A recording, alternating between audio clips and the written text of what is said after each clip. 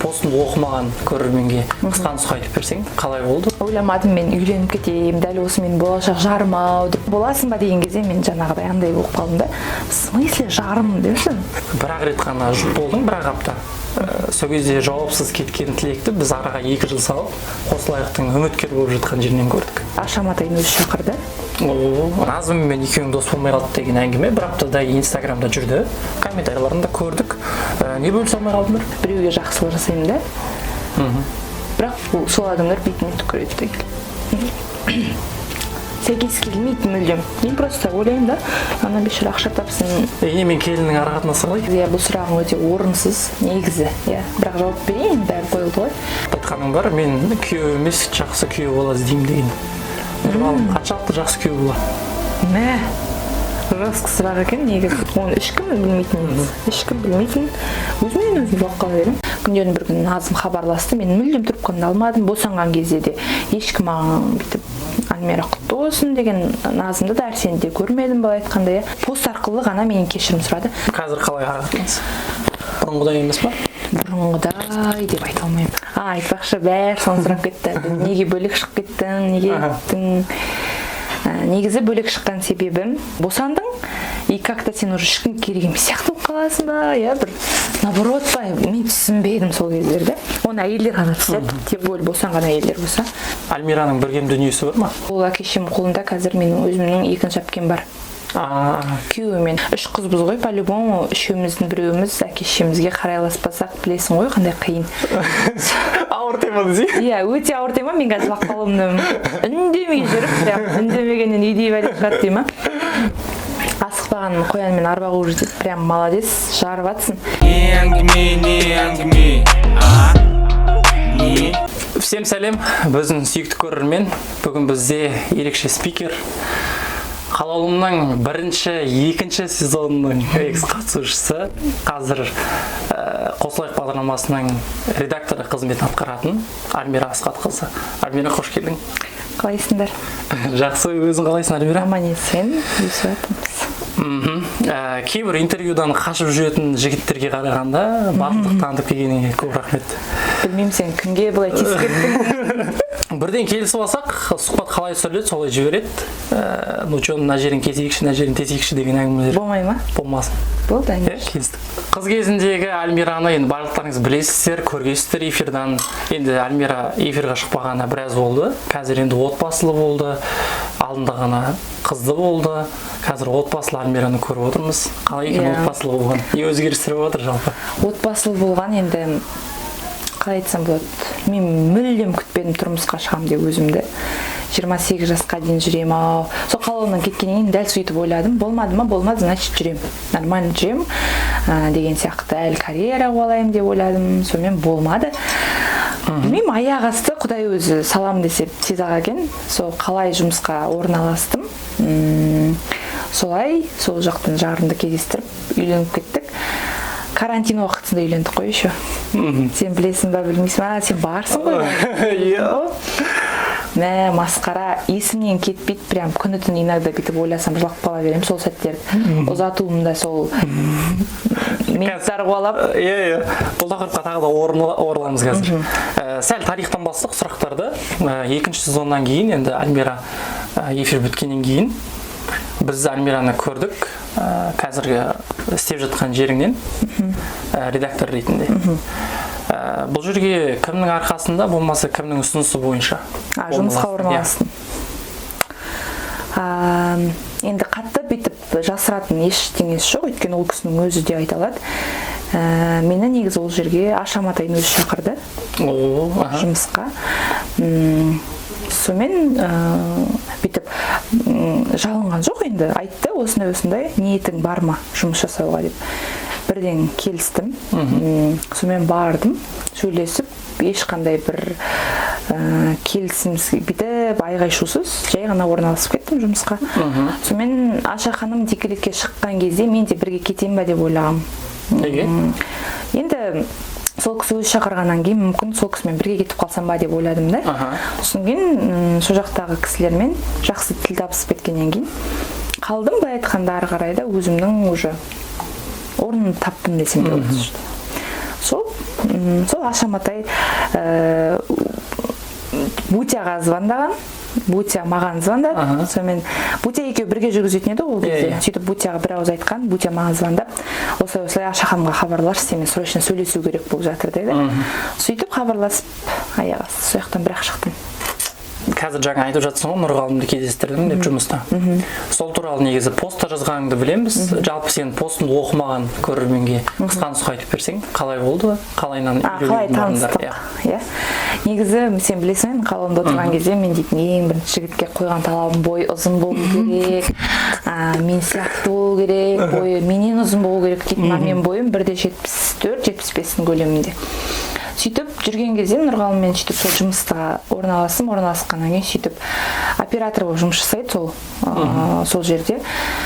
Сөйтіп күнде енді мен негізі өзімше сөйлеспейтінмін ешкіммен, өзімше жаңағыдай енді бүйтіп араласпайсың, сәлем деп қайтасың. Сонымен сөйтіп жүрген кезде жаңағы барлық операторлардың ішінен жалғыз бір бойдақ сол Нұрғалым болатын. Ал мен оны білмеймін, кім бойдақ, кім үйленген, кімнің баласы бар, кім ажырасқан, оны білмейсің да. Сөйтіп жүріп жаңағы сол жердегі чай құйып беретін тәтелер болатын, айтатын, осы бала ғана бойдақ күшті деп басқа редактор қыздарға ұсынып жүретін. Осы екеуің үйленіп алсаңдаршы деп шына. Сөйтіп жүрген кезде мен вообще мән беріп бүйтіп қарамын. Былай енді симпатичный бала ғой енді былай. Сөйтіп ондай қатты бүйтіп неткен жоқ. Сонымен сөйтіп жүре бердік. Мен жұмысқа орналасқаннан кейін айтайын ба саған 4-5 айдан кейін бірақ мен ноябрьде жұмысқа орналассам, мартта, наурыз айында бірақ екеуміз примерно тілдесе бастадық. Үйто карантин басталып, бүкіл ауылдарына шет жаққа кетіп бартқан кезде біздер ғана жұмыс істейтін болып қалдық. Сол кезде сәл менің районымдағы үйде жақын жерде тұратын бұл кісі. Сонымен жақын жерде тұратын. Сонымен үйіңе апарып тастайын ба дегеннен басталды ғой. Алып кетейін ба дегеннен басталды. Ең мақтаған жігітті қыз жақтаған деп сен де қалмадың. Қалмадым. Енді ойладым енді как коллега ретінде әшейін деп те ойламайсың ғой, көрейін деп ойлайсың бәрібір, сөйлесіп көрейін мүмкін. Сөйтіп жүрген кезде ойламадым мен үйленіп кетейін, дәл осы мен болашақ жарым-ау деп мүлдем ойламадым. Сонымен таныса келе білдім қандай адам екенін. Сонымен ол кісі де білді мен қандай адам екенімді. Сонымен негізі ол бір қалауын тамашалап, мені көрген көрерменнің бірі емес, мүлдем. Қанша сол салада жүрсе де. Сөйтіп шынайы Альмираны көрді, шынайы танысу болды. Сонымен апрель, май, июнь айында маған жүруге емес, қыз бен жігіт болып үйленуге сөз салды бірден 3 айдың ішінде. Маған мен туған күнімде 23 маусымда келіп маған сөз салған кезде мен бүйтіп менің жарым боласың ба деген кезде мен жаңағыдай андай болып қалдым да. В смысле жарым депсің? Не үшін деген сияқты. Қалай деп. Сонымен шок болып біраз. Соның мен батылдығына риза болдым да. Жоқ деп айтып қалмайды-ау деп бүйтіп қорқынышпен келмегенде кәдімгідей батылдықпен келіп сөз салғанына. Сонымен деген жауапты алып, одан кейін деп алғаннан кейін барып артынан ойланамын, ой мен шынымен кетіп бара жатырмын ба деген сияқты. Сонымен ұзатуға дейін ештеңе білінбеді. Сонымен ұзату күні мен жүрегім уже 2 есе соқты ғой. Бірақ енді мен өкінбеймін. Сезіне бастадым. Уже сезіне бастадым. Өйткені ешкім ойлаған жоқ та мен Нұрғалым бойы менен бір 200 сантиметрге қысқа шығар. Оның бойы 171, менікі 174 примерно.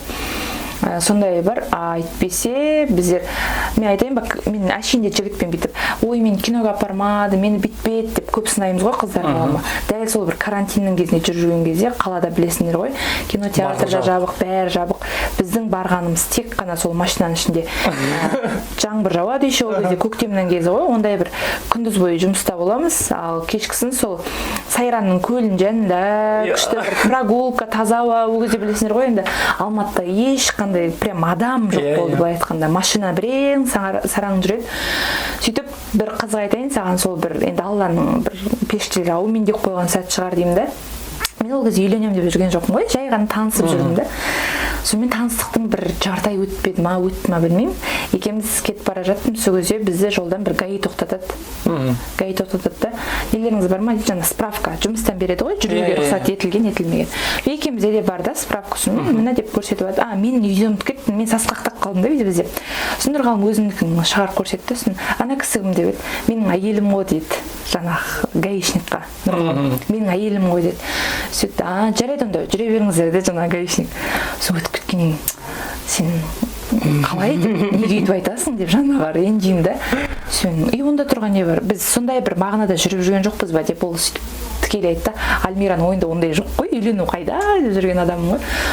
Соны бір періштелер аумин деп қойса керек енді. Содан 2 ай ма ұзамай уже үйленуге сөз салды. Сонымен ары қарай ұзату болды артынша.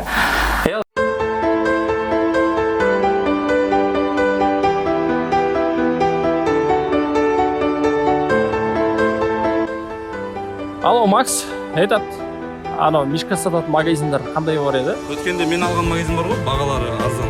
Мишка заказ беру керек. Қонжық Н деген. Сол жерден алсай. Инстаграм жазып жүрші маған.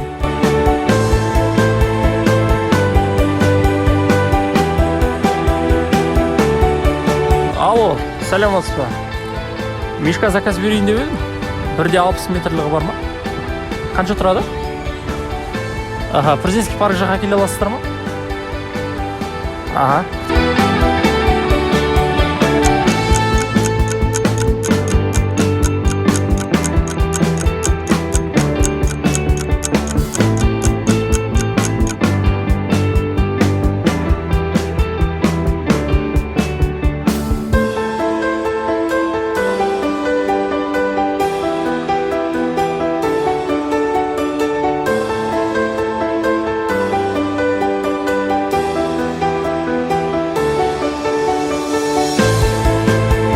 Алматы қаласы бойынша Мишка керек болса, тек қана Қонжық елден заказ беріңіздер.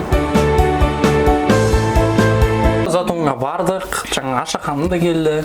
Негізі өте мықты деңгейде өтіп жатты. Просто күшті ұйымдастырды. Соңына жетпей қалдық.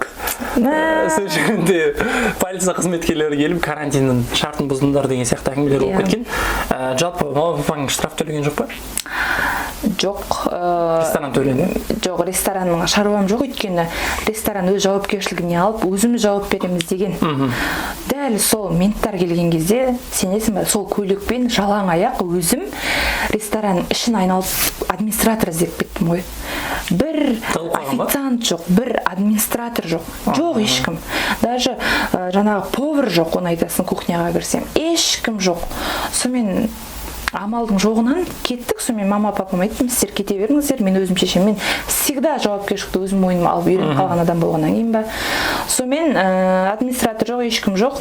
Сол тамадалар төледі. 83 мың теңгеден ба штраф жазып берген. Ал ресторан хозяинын өзі тауып алды, моменттар білмеймін. Бірақ мен әке-шешеме ешқандай бір тиын төлеткен жоқпын. Қалай айтсам болады, өйткені администратор қолхат жазып берген, вот өзіміз жауап береміз, өткізуге болады, ештеңе етпейді деп. Енді негізі әке-шешем де маған айтқан, Альмира өткізбей қояйық, қазір білесің қалай болып жатқанын деп. Негізі барлығы менің кінәм деп ойлаймын, өйткені шынымен де қанша жыл қыз ұзатып жүріп, өзім 10 жылдан аса қыз ұзатып жүріп, неше түрлі тойларда жүріп, өзімнің тойым болмағанына ішім ашып қалама дедім да. Қойшы бір Құдай сақтасын, бір артық айтқым келмейді, бірақ андай залет болып кетіп баратқан қыздар болады ғой, бірақ асығыс түрде мен үйтіп жатқан жоқпын ғой, мен кәдімгідей ұзатылып ақ көйлегімді киюге мен міндеттімін, той жасалу керек деген бір сондай бір ой болды менде. Сөйтіп мықты деңгейде ұйымдастырылған. Сөйтіп 2 сағат өтті ма, өтпеді ма, әйтеуір одан кейін далада ұзатылдың, бой бермей қойдым. Бір қарасам, светті өшіріп тастап, Альмира жүр, ортадан сен ұзата салсын болды дейді. Жоқ деймін ғой, мен ұзатылуым керек, кәдімгідей ән айтылу керек.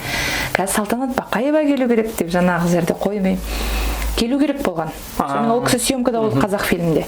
Хабарласып едік, мен съемкадамын, сағат 7-те келу керек болды. Сағат біз 5-те шығарып жіберді ғой біз ана жерден. Сөйтіп онда қазақ фильм алдына барайық деді. Барып, мен жаңағы Диана, Бейка, подругаларыма риза боламын, Даяна бар. Рахметімді айтам, кәдімгідей Рабиға бәрі жаңағы гүлдің нелерін шашып, жол жасап.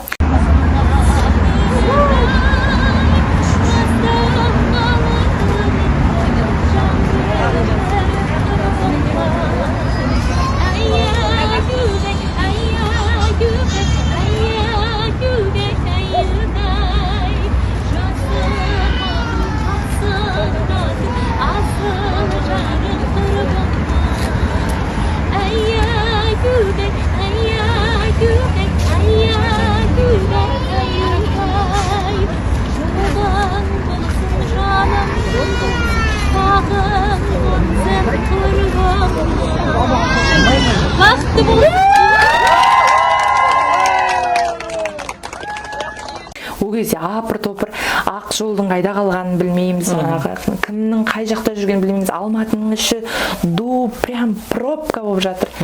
Әйтеуір құдалар келіп, мен алып кететін адамдар келді, менің өзімнің ет жақындарым келді. Сонымен бісмілләсін айтып, папам бата беріп, Салтанат Бақаева әнін айтып, мамам сәукелемді кигізіп, дәл сол қазақ фильмінің алдынан ары қарай ұзатып жіберді. Сөйтіп ұзатып жібергеніне ризамын, өйткені мен ұзатылдым деп, міне енді ұзатылдым, әнмен акапельно айтты ғой, жанды дауысты Салтанат Бақаева.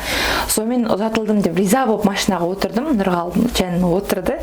Сосын кейін барып қарасам, направление кәдімгі басқа жаққа екенін көрініп тұрды, уже Искқа бара жатырмын ғой, Иск қаласына қарай. А мен постоянно Алматыдан Ұзағашқа барып үйреніп қалған адаммын енді. Маршрут өзгерді. Иә, маршрут уже направление өзгеріп кетті. Сонымен не керек? Сол кезде барып сезіндім да, мен уже басқа үйге бара жатқаным, бір басқа табалдырға аттауға бара жатқаным ең сезіліп, сол кезден бастап жылай бастадым. Жалғанның жырлары жаттатқан жалып аяна, сен отақаным деген сол өмірді ұнатқан ана. Жылай берем. Нұрғалым Жұбатов әліге, қой не болып қалды, жаңа ғана жақсы едің деген сияқты.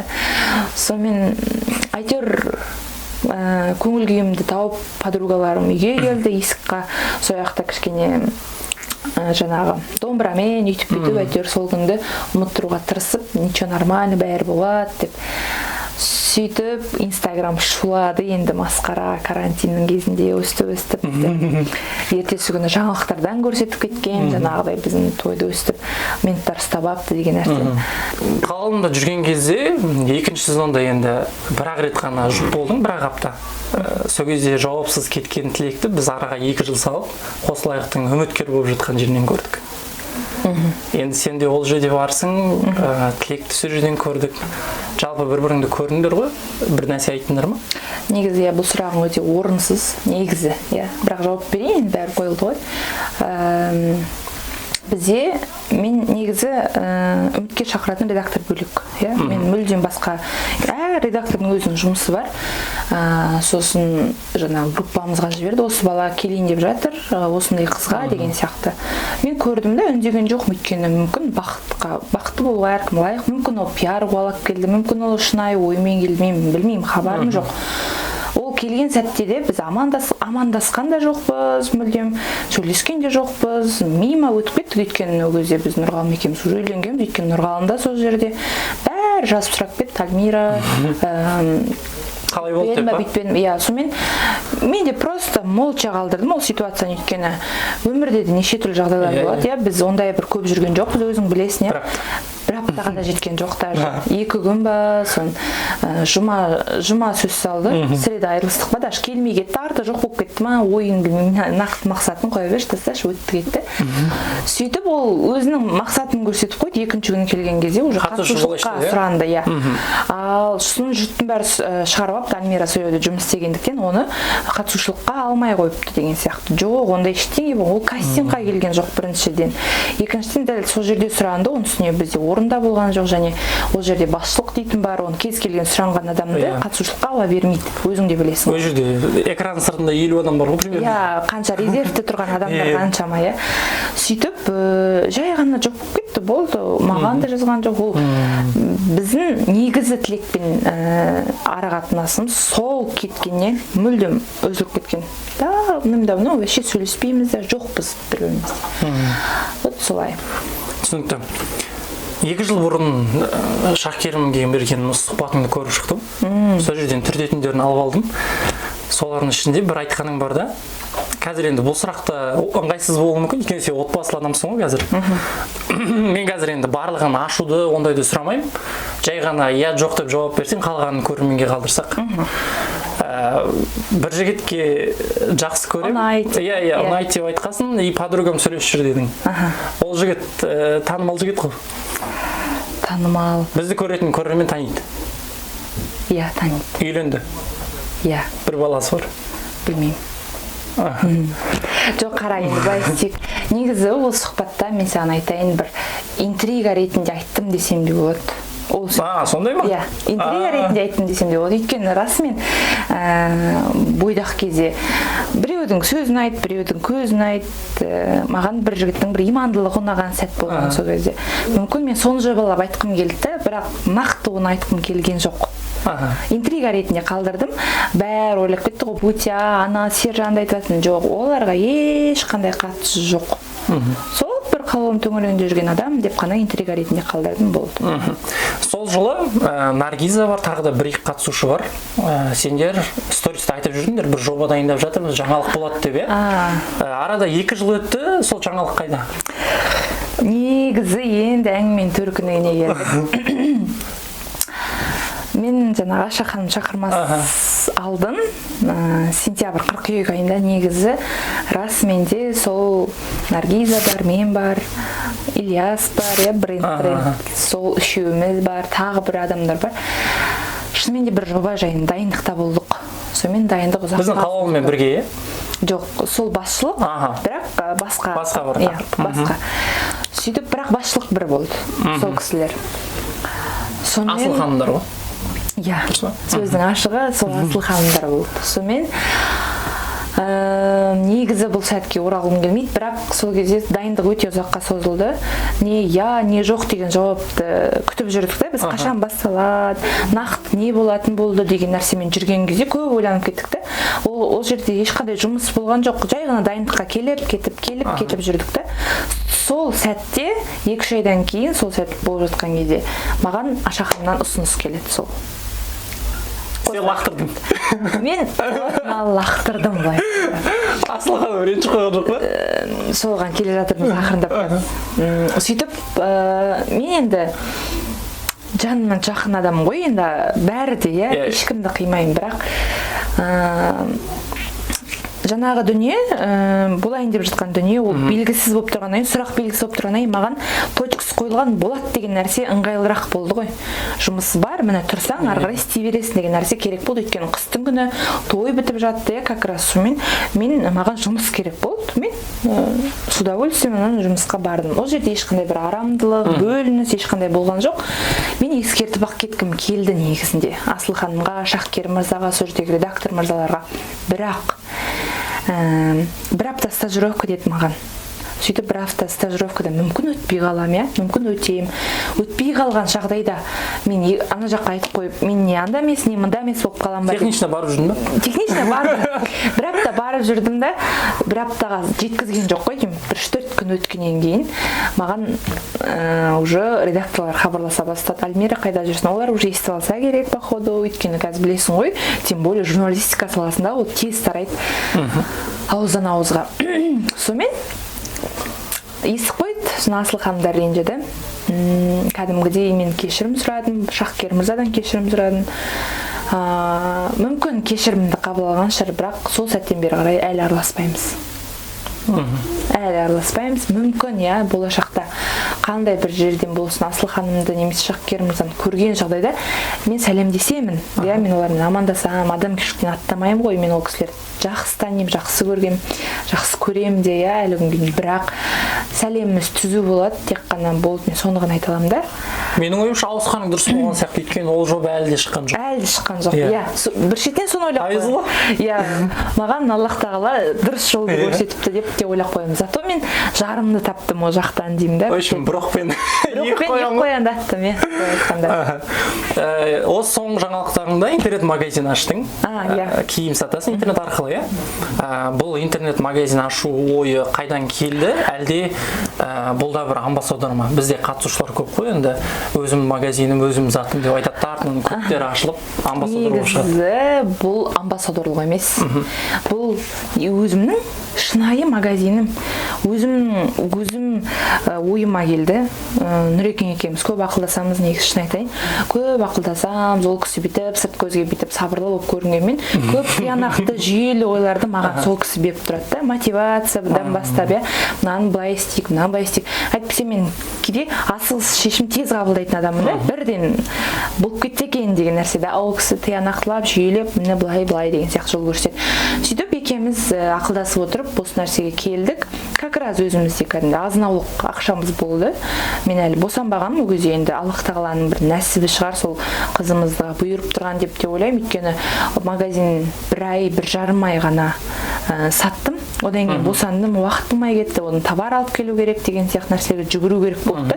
Онымен айналысуға пока қызым ширап алғанша мен кіріскен жоқпын, әлі де кіріскен жоқпын. Мен енді бастайын деп жатырмын осы жарты айлықта. Бұйырса товарды алып келем, қайтадан бастаймын. Сөйтіп ой салдым, мүмкін өстірміз деген. Сонымен көрейік деп азын аулық қана бастадық. Сөйтіп едік, жақсы өтім болып кетті. Атты. Өтті. Байқанда жақсы өтім болды.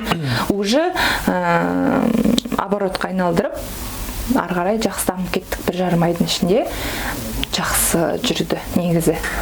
Тойға шығасың, қыздарды ұзатасың, қыздарыңмен бірге шығасың. Жалпы арзан ақша емес екені белгілі. Нақты цифра керек, маған қанша гонорар бір тойға? Өзіме ма, қыздармен ба? Общий. Негізі общий прям сумма керек па енді? Неге? Енді просто сұрақтан қашып, мынанша теңге өзіме жетеді деген әңгімелерден шаршап кетті. Жоқ, өзіме жетеді болғанда әр нәрсенің өзінің бір шығыны бар, расходмен ғой. Негізі общий қыздармен шамамен 200-250-дің айналасына шығып жүрдім. Бірақ қатып қалған баға жоқ еді. Кейде 80 мыңға да шақырса кетіп қалған сәттерім болды, шын айтайын.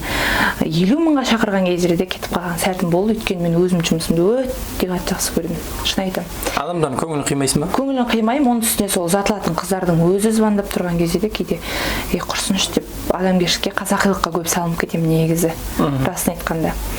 Негізі жақсы жұмыс жүру үшін сол бағадан түспеу керек қой. Ал мен сол қазақилық, сол адамгершілік, главный өзіме аз қалса да қыздарға бересің, өзіме аз қалса да, сол ойлаймын, мен Құдай біреуге жақсылық жасадым, оқырсын екі есе береді шығар деп өзімді успокаивать етіп, Аллаға шүкір. Жан жолдасың ба, енді подругаларың бірі деп айтайын. Назым мен екеуің дос болмай қалды деген әңгіме бір аптадай Инстаграмда жүрді. Комментарийларында көрдік. Не бөлісе алмай қалдыңдар? Негізі екеуміз де Албанның келініміз.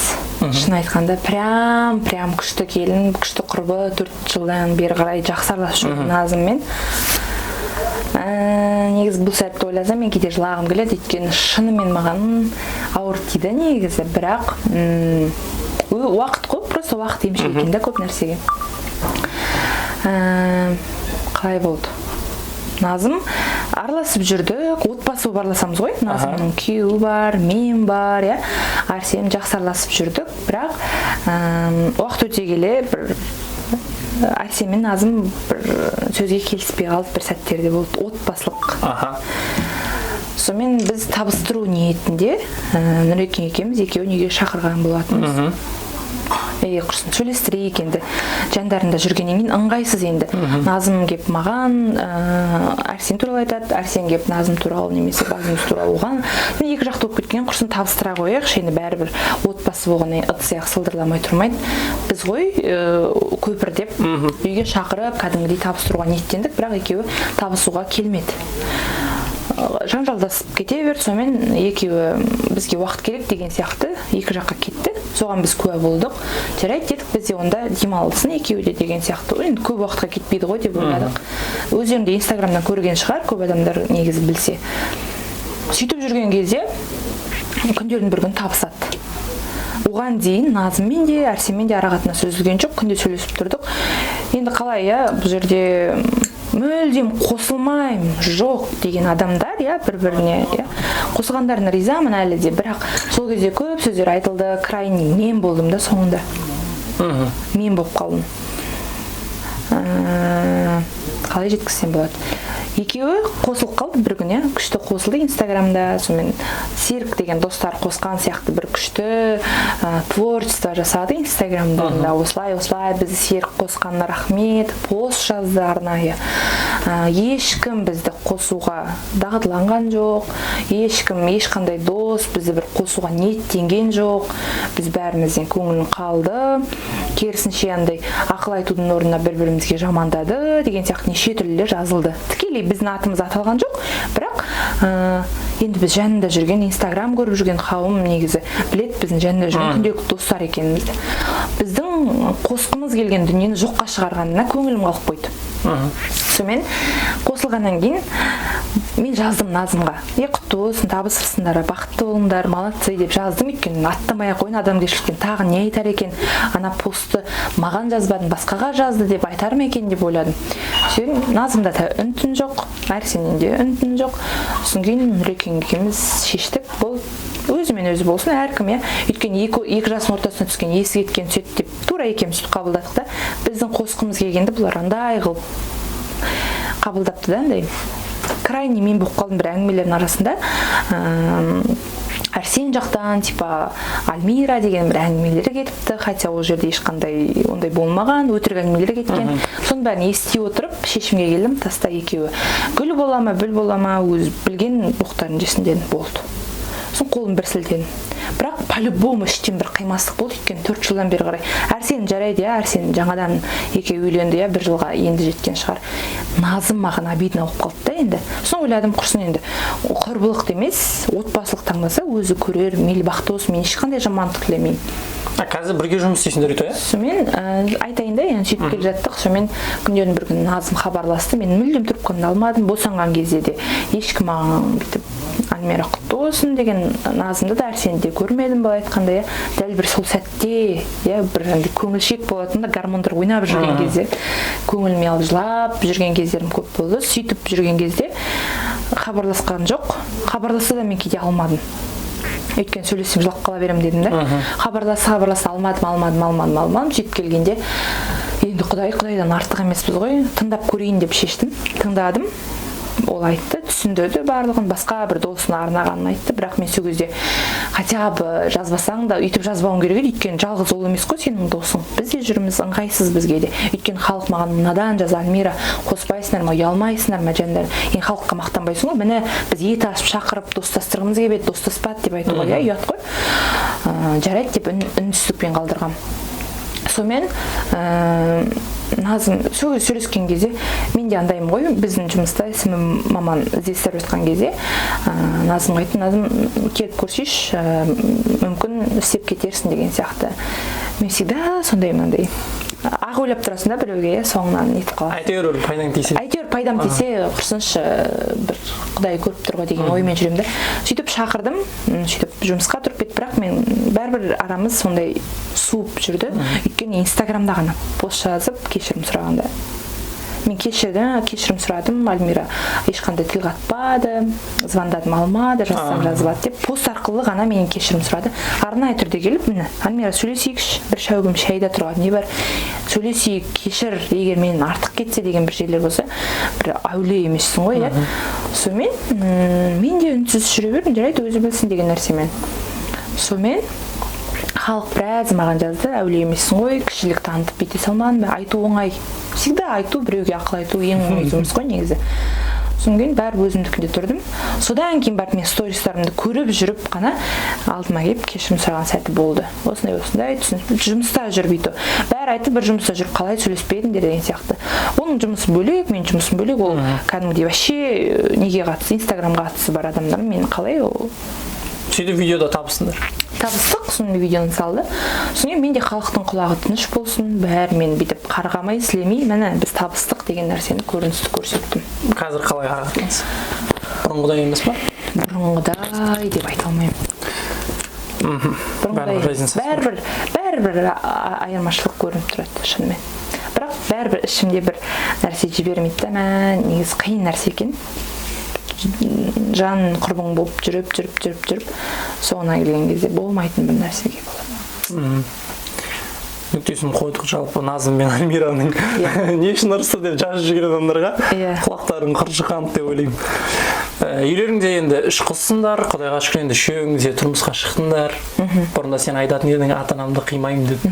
Қазір енді ата-анаң өздері тұрады, бөлек. Қаншалықты жиі барып тұрасың төркінге? Мен жиі барам деп айта алмаймын. Бір айда 1 рет барам деп айта аламын. Кейде 1,5 айда 1 рет бару мүмкін. Өйтіп бір себептермен болғанда ғана. Өйткені қазір бала пайда болғалы, негізі бұрындары кішкене нормаль баратын. Бірақ қазір бала пайда болғалы, оның үстіне қазір жұмыс бар, оның үстіне білесің, ана пробка дейтін бәле бар Алтын Орданың. 2 сағат тұратын ба? 2 сағат, 3 сағат тұрасың, мә деп қайтасың, сонымен желаниең кетіп қалатын сәттер болады. Күнде хабардамыз әке-шешеммен, бірақ ол әке-шешемнің қолында қазір менің өзімнің екінші әпкем бар. Күйеуімен жақын жерде тұрады, бірге тұрады. Өйткені 3 қызбыз ғой, по-любому үшеуміздің біреуіміз әке-шешемізге қарайласпасақ, білесің ғой, қандай қиын. Ауыр тема десей. Иә, өте ауыр тема, мен қазір қалуымдымын. Сөйтіп барып тұрам әйтеуір, бірақ қазір енді бүйтіп неткенім емес, барып тұруым керек екен ғой деген нәрсемен емес, хабардамыз, керек кезде көмектесем, ол кісілермен араласамыз, жақсы. Бірақ қандай ғой, туған күн, қуаныш, сондайларда ғана бармасақ, әйтпесе шынымен де қазір бала бар, жұмыс бар. Иә, өзімнің отбасыма көңіл бөлу керек, өйткені ата-енем бар, ол кісілер де Есік қаласында тоже Ұзынағаш сияқты көлемде. Ол жаққа бір бару керексің, иә, по-любому, өйткені келін болғаннан кейін міндетті түрде. Оның үстіне немерелерін көруге келіп тұрады деген сияқты қазір екесе. В общем, сондай. Мен келіннің ара-қатынасы қалай? Айтпақшы, бәрі соны сұрап кетті. Неге бөлек шығып кеттің, неге кеттің? Негізі бөлек шыққан себебім, біздер жұмысқа тұрдым ғой, мен қайттан жұмысқа шығып кеттім декретте, мен 3 ай болдым десем де болады, 3 айдан кейін қызым 3 айлық болғалы, мен жұмысқа шығып кеттім. Шығу керек болды, шықтым. Құдайға шүкір, қызға қарайтын адам бар. Емізем, үлгерем барлығына, шүкір Аллаға. Қызым ауырмаса екен деп қана тілеймін, қазіргі уақытта шын айтамын. Сонымен жұмысымыз Алматыда болғандықтан ата-енем кәдімгідей үлкен бата беріп, үлкен сеніммен бізді шынымен де Алматы қаласынан бөлек шығуға жіберді. Добровольно. Добровольно, кәдімгі ешқандай бір айғай-шу, ұрыс-керіс, Құдай сақтасын, ондай мүлдем даже болмаған да, болмайды да, Құдай сақтасын, иә, болмасын да. Нұрекең енді өзі жұмыс тоже Алматыда, бір жерде жұмыс жасайтын болғаннан кейін кәдімгідей өзі келіп кейде көмектесіп, жаңа үйге көшкеннен кейін андай көмектесіп, кәдімгідей мен енемнің жақсылығын айта берсем өте көп. Бір камера болғаннан кейін мақтап жатқандым жоқ. Негізі мен қуанам сонда енеге түскеніме, өйткені қазір мен көп подругаларым енелерін естимін ғой, мынадан бүйтіпті, жамандайды, титтей отыра кетсе.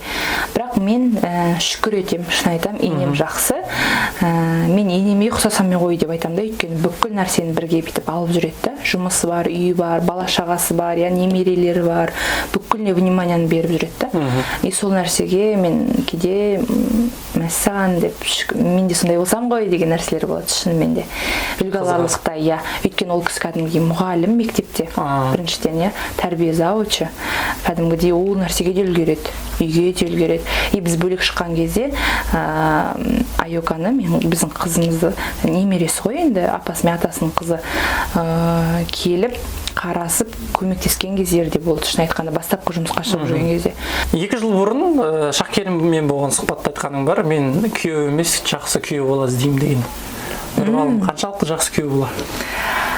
Бұл сұраққа мен әлі дайын емес шығар жауап беруге. Неге? Деп ойлаймын. Өйткені негізі Нұрхан жақсы күйеу бала, жақсы араласады, бірақ қандай біздің үйленгенімізге енді 1 жыл ғой, иә. Білмеймін, күйеу баланың міндеті қандай, иә. Негізі күйеу бала всегда көмектесіп тұрады, жаңағыдай барып, бір жиын-терін болғанда, иә, бір күтіс жіберіп, сондай жаңа. Ол жағынан Нұрекең бар. Бірақ біздер әлі ондайға бір белсене әлі бет кірген жоқпыз. Нұрекең барады, кәдімгідей тоже андай бітіп төрге шығып отырып алмайды, кәдімгідей өзінің баласы сияқты араласады. Бірақ андай бір қалай айтсам болады. Мен әлі ол нәрсені бітіп байқамадым. Күйеу бала, қайната деген нәрселерін. Бауырмалдық деген, иә? Қалай айтсам болады. Только күйеу бала и қайната мен ғана шектеліп тұр пока что деп айта аламын. Өйткені чем мен келін болып араласқаннан қарағанда, күйеу бала болып араласу әлі бүйтіп. Көбінесе әлі көңіл бізде мына жақта. иә, есіктамыз біздер көбінесе. Бірақ әлі Ұзынағашқа бүйтіп мен әке-шешем үйінде бір енді жиын терін құдай сақтасын, иә, ондай. Бірақ Нұрекең всегда маған айтып отырады, көмектесейік, бүйтейік, барайық, давай кетті өзін ағашқа, мамаңа звондап қой, папаға звондап қой деген сияқты заттар. Мүмкін енді Нұрекең өзі қазір андай қысылатын шығар, өзі звондап, алло, кейде ана бір сөзге де нетіп қалғанбыз, мен папамды папа десейші деген сәттерге, сосын ыңғайсыз ғой дейді, қалай ыңғайсыз деген сәттерге де келгенбіз. Әлі шешім таба алмай Шешпедіңдер ма? Иә, папа деу керек па, оны аға деу керек па деген сияқты. Негізі папа деу керек қой. Негізі мен не істеймін, бірақ білмеймін, енді көп адамдар, көп жігіттердің бүйтіп тікелей үйленген жігіттерден сұрайсың, жоқ аға тәте деп айтамын деген сияқты нәрселерге көп тоқталып қаламыз да. Көбісі ондайға совет бермейді, ой жоқ аға тәте деп айтамыз, ыңғайсыз ғой деген сияқты. Бірақ енді білмеймін, уақыт өте келе айтатын шығар деген. Бұл мәселе талқыланып жатыр ма? Әлі талқыланып ондай бір не деп жатқан. Всегда көңілді жүретін, позитивте жүретін Альмира соңғы рет қашан жылады? Негізі мен босанып келгеннен кейін бір андай сәтке түсіп қалдым. Послеродовой депрессия дейді ғой. Шынымен сондай болды менде. Болмайтын нәрсеге жылап қала берем жаңағыдай. Енді бүкіл әйел қауым білетін шығар оны, мүмкін сіздер түсінбейсіңдер оны. Сен дейсің деп өзің деп болашақта үйленіп жатсаң, всегда күйеудің несі керек болып тұрады екен, поддержкасы, всегда қолдауы, пока 40 күн жаңағы күтін деп қазақ бекер айтпаған екен, сол 40 күнге дейін менде андай сәттер көп болды да, гормондар қатты ойнады ма, өте бір сезімтал болып кеттім. Любой бір нәрсеге бүйтіп шырт ете жылап қалып, біреу бүйтіп басқаша қараса да бір түрлі оқыған сәттер болды да. Ол сәттен просто менде, вот мен соңғы рет жылап отырмын деп просто есіме алып кеттім да. Қазір мен өз-өзіме кәдімгідей тез келдім, негізі после рода. Сол кезде күнде болмайтын нәрсеге жылай беретін. Оны ешкім білмейтін негізі. Ешкім білмейтін. Өзімен өзім жылап қала берем. Кейде Нұрған көріп қалған кезде. Ол негізі білді ма деп ойлаймын, андай послеродовой деген нәрсені. Өйткені себеп жоқ, не үшін жылап жатқаны себеп жоқ. Просто себеп жоқ. Өзінен өзін жылағың келеді. Не в тему бірдеңелер шығарып аласың, өтерсің. Нұрекең соны түсінді. Білмеймін деме, просто все, бәрі жақсы болады деп қана мен бүйтіп жұбатып қана қойды, болды. Соны айтсаң, Нұрғалым, бүйтіп басылып қаласың, күшті болып кетесің, андай позитивно басқа бірдеңе ойлап кетесің. Ал если мүмкін неге жылап жатсың деген нәрселер болса, мүмкін ары қарай депрессия ушығып кетер ме деп ойлаймын да. Послеродовой кәдімгідей болды менде. Ал сол 40 күн, сол 40-ына шыққанша шығар, сол 40-нан шыққаннан кейін, бір 2 аптадан кейін кәдімгідей уже өз қалпыма келдім, сол сәттерге қарап күлетін болдым. Қазір де күлемін негізі. Бірақ андай сол кездерде андай өмірден түңіліп кеттім ба, бірдеңе болып кетесің. Или андай внимание жетпей қала ма, андай сен босандың, и как-то сен уже ешкім керек емес сияқты болып қаласың ба, я бір наоборот па, мен түсінбедім сол кездерде. Оны әйелдер ғана түсінеді, тем более босанған әйелдер болса. А так менде бүйтіп келігіп жыламаппын. Ешқандай, мен всегда позитивтамын ғой, білесің, всегда күліп жүрем, всегда өзімді неткен етем. Сол кезде сол после рода босанғаннан кейінгі депрессия ғана болды менде. Альмираның бір кем дүниесі бар ма? Аттеген-ай. Бір кем дүние ма? Білмеймін. Бір кем дүние, просто мен кейде ойлаймын да. Негізі мен езім андай ғой, қаталдау ғой, сәл негізі позитивно жүргенмен, көңіл жүргенмен, әйтеуір тілмен біреуді бүйтіп тістеп қалу, шағып қалу, өзімнен өзім шыға беретін дүние, ол бір әдейілеп істейтін дүние емес. Кейде ойлаймын да, өзім басыма негізі көп тиеді, біреуге жақсылық жасаймын да. Бірақ сол адамдар бетіме түкіреді. Сәйкес келмейді мүлдем. Сен сенгі шығарсың, может? Мүмкін. Мен просто ойлаймын да, ана бейшара ақша тапсын, пайдасы болсын да осы адамға деген сияқты сәттер болды да. Оны олар басқаша түсінген да. Мүмкін сол слабость ретінде қабылдайды. Иә, сол сәттер менің просто ақ көңілділігім түбіме жете ма, бір бәле. Ақ көңілденіп кетемін да, қатты ақ көңілденіп кетемін. Білмеймін, енді ол да бір мүмкін бір мінезімнің бір тұсы шығар деп ойлаймын. Жақсы. блогерлар олардың ішінде енді сен де барсың. Жалпы осы билікте бір нәрсе болса, қателік болса, соларды халыққа жеткізуі міндетті деп ойлайсың ба? Әлде блогерлар тек қана конкурс пен гиф ойнатып қара басын ойлап жүре берген дұрыс па? Негізі айтайын ба саған, блогерлар әркім өзінің блогын көрсетеді ғой, әркім өзінің бір контенті бар, бір жасап алған белгілі, біреу тамақ істейді, біреу үй жинайды деген сияқты. Ондай блогерлар аз билік басындағылардың у-шуын көрсетіп жататын. Өйткені қазір бәрі қорқамыз былай айтқанда.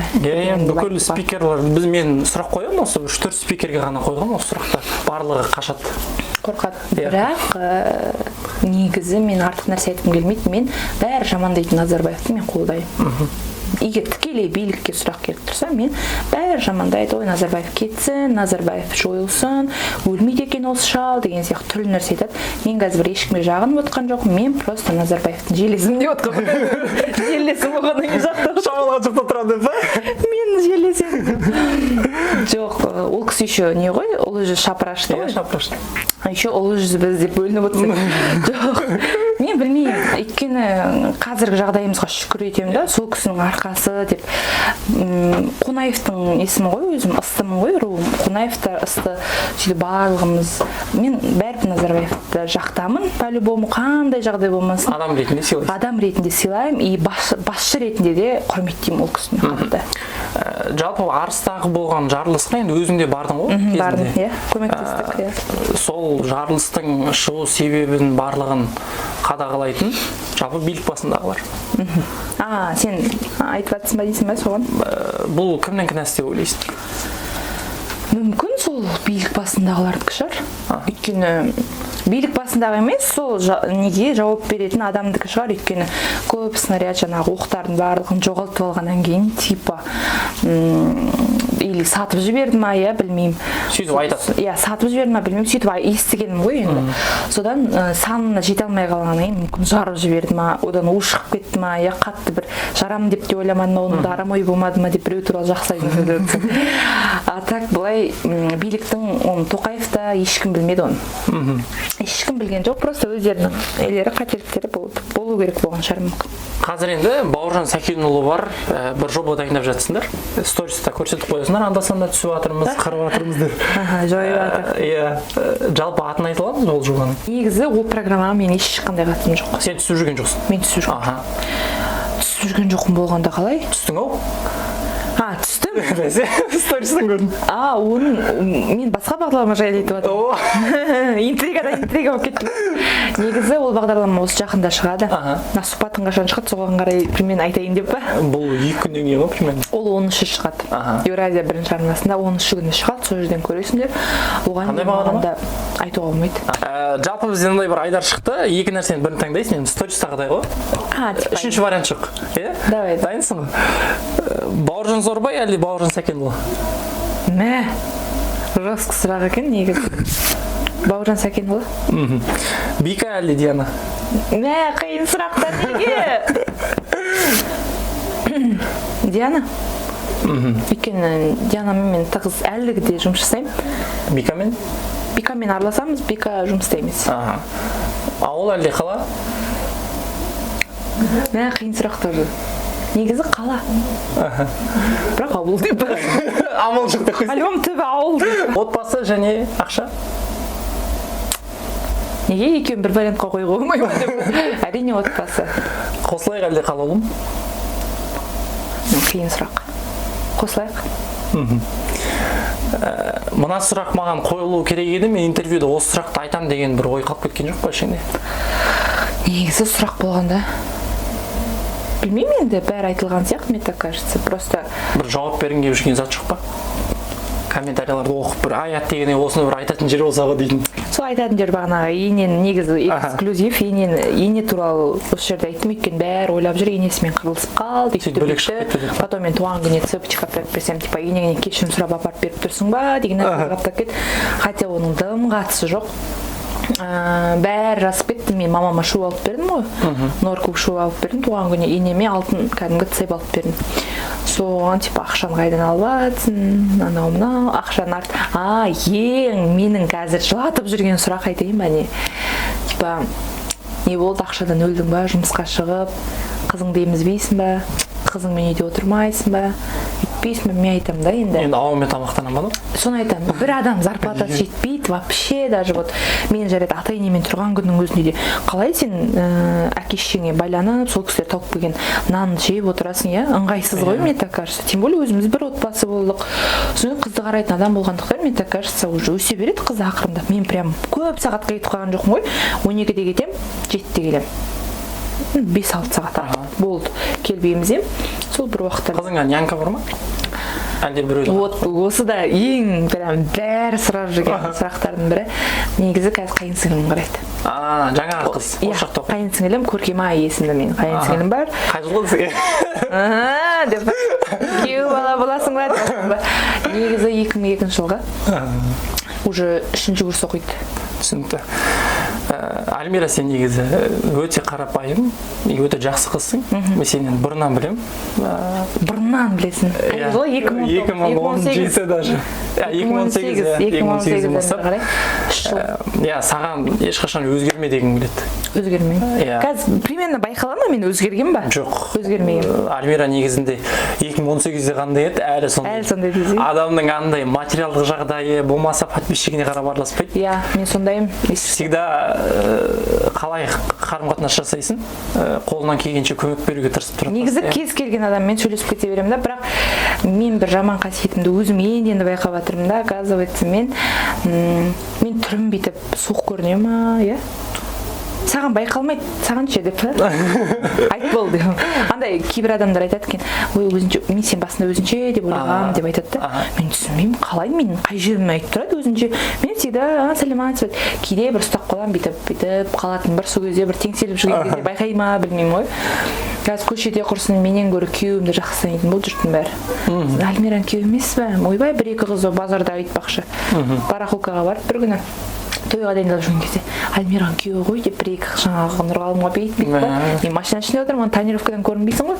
Сосын алдында түсқа бермей екен депті. Кетіп қалды короче. Айрым дейсің? Айрайтын. Біздің тұрақты көрермен бүгін біз тағы да бір шынайы сұхбат жасауға тырыстық. Сұхбат ұнаса лайк басыңыздар, ұнамаса комментарий жазыңыздар. Келесі кім шақырайын жаза кетіңіз, біз орындаймыз. Сіздермен болған Нучонский. Мен Нучонский мына YouTube каналың дамый берсін, кәдімгідей өз прям каналы прям жеткізсей қаласың ана жұрттың болмайтын бір каналдар жоқ ғой неде YouTube каналда бір болмайтын бірдеңелерді обсуждать етіп сырттан өсек күтіп, иә? Сен одан қарағанда бұмен тоқталма, шектелме, молодец, өзің бәрін жасап жатыр екенсің. Жете бер, өсе бер, толағай табыстар тілеймін, шығармашылық табыстар тілеймін. Анаң аман болсын, әкең аман болсын, бұйырса тойға барайық. Не айтқым келді, иә? Бір негізі болашағы бар баласың ғой. Негізі инстаграмыңды да өзің ары қарай жүргізіп жүрсің негізінде. Бірақ бұндай канал ашу, бұндай ой қалауынан шығып кеткендер болсын, ешкімнің ойына әлі келген жоқ. Келді да, бірақ жасамай сол айтылған сөз сол жерде қалып қойып. Мен талай адамның естіген, бүйтейін деп жатырмын, қарайын деп жатырмын, жайын деп жатырмын. Оның қасында сен үндемей жүріп, прям үндемегеннен үйдей бәле шығады дей ма? Асықпаған қоянмен арба қуып жүріп, прям молодец, жарып жатсың. Енді прям жете берсе, өсе бер тек қана алға. Мен жақтан көмек керек болса, всегда дайынбыз ғой. Сол. Не дейміз? Саған сұхбатқа келгеніңе, уақыт бөлгеніңе жалпы мыңда бір рахмет. Өйткені қазіргі заманда уақыт табу деген өзі қиын. Тем более баламен де қазір анамыз енді ойбой кәдімгідей. Сол Нучонский рахмет саған көп шақырғаныңа. Өсе бер, жете бер, тек алға. Бұндай бір екі камерамен сен болашақта бір кәдімгідей студияңды аш.